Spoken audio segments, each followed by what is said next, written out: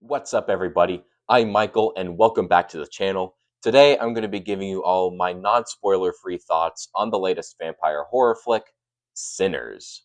This is the newest film from writer and director Ryan Coogler, as it tells the story of two twin brothers trying to leave their past behind.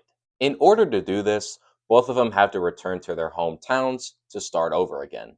After some time settling down, both of them realize that there's a greater evil waiting for them in their presence. I've been a fan of Ryan Coogler's work ever since I saw the first Creed movie at the $2 theater back in 2016.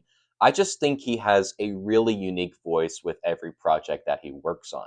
For example, 2015's Creed is an amazing spin-off of the Rocky series as it pushes the franchise to exciting new directions with the two sequels, Creed 2 and Creed 3. And then you got the Black Panther movies, with 2018's Black Panther and 2022's Black Panther Wakanda Forever. Although I don't love these movies, there's definitely a lot to admire about them. You watch all these movies I mentioned, and you could see the vision that Ryan Coogler puts to the screen. It's very much his own. So, when I heard that he was making an original vampire flick set in the 1930s with Michael B. Jordan set to star, I got really excited. We got Coogler writing and directing the project, Michael B. Jordan starring, Ludwig Göransson doing the score, Autumn Durald Akapa as the cinematographer, and shot on IMAX film. Like, this movie sounded incredible from day one.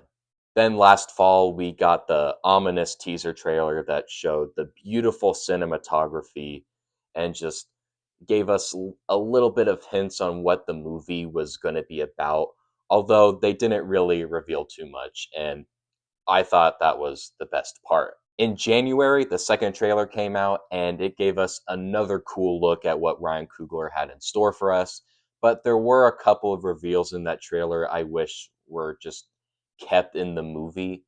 Basically, what I'm trying to say is if you don't know much about Sinners or if you haven't seen any of the trailers, I would keep it that way and just go see this on the big screen.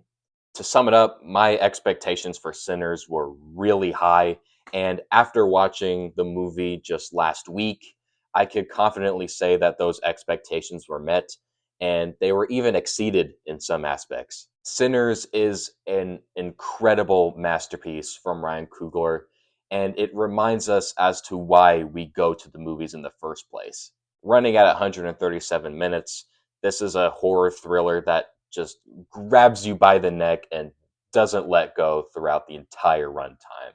Coogler mixes a few different genres here. It's part gangster, part vampire, and part action flick, all rolled into one.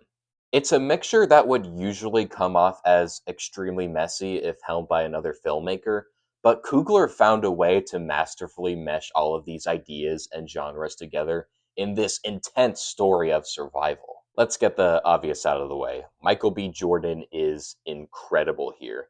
He plays twin brothers, Smoke and Stack, with conflicting personalities, and Jordan does a masterful job displaying these different personalities.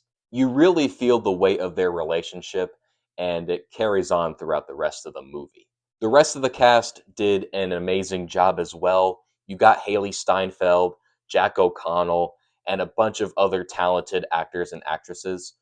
But I believe the main standout here, besides Michael B. Jordan, has got to go to Miles Caton as Sammy. In many ways, his character is the heart and soul of Sinners, and you really do feel for this character as the story goes along.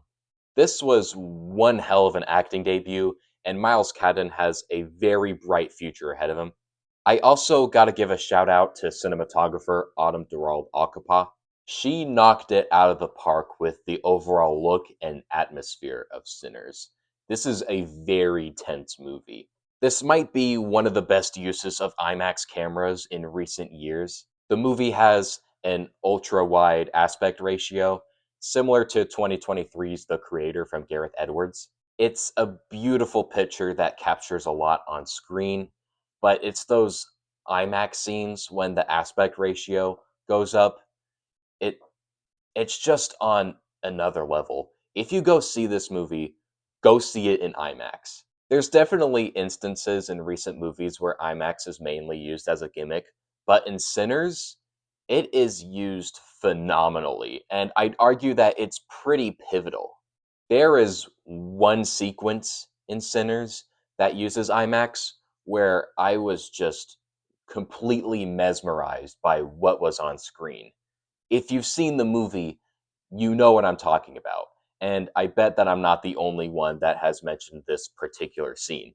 It was at that moment where I felt like I was watching something truly special. And of course, it wouldn't be a Ryan Coogler project without composer Ludwig Göransson, who brings another amazing score. Like, imagine working on Oppenheimer and then going to Sinners, like working back to back and delivering two incredible pieces of music.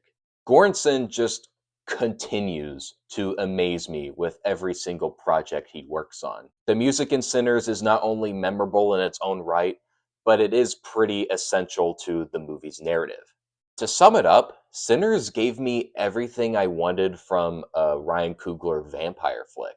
It's intense, nerve wracking, and pretty badass. This is a movie that's going to be sticking with me for a long time, and I highly encourage all of you to go out and see Sinners on the biggest screen you can find.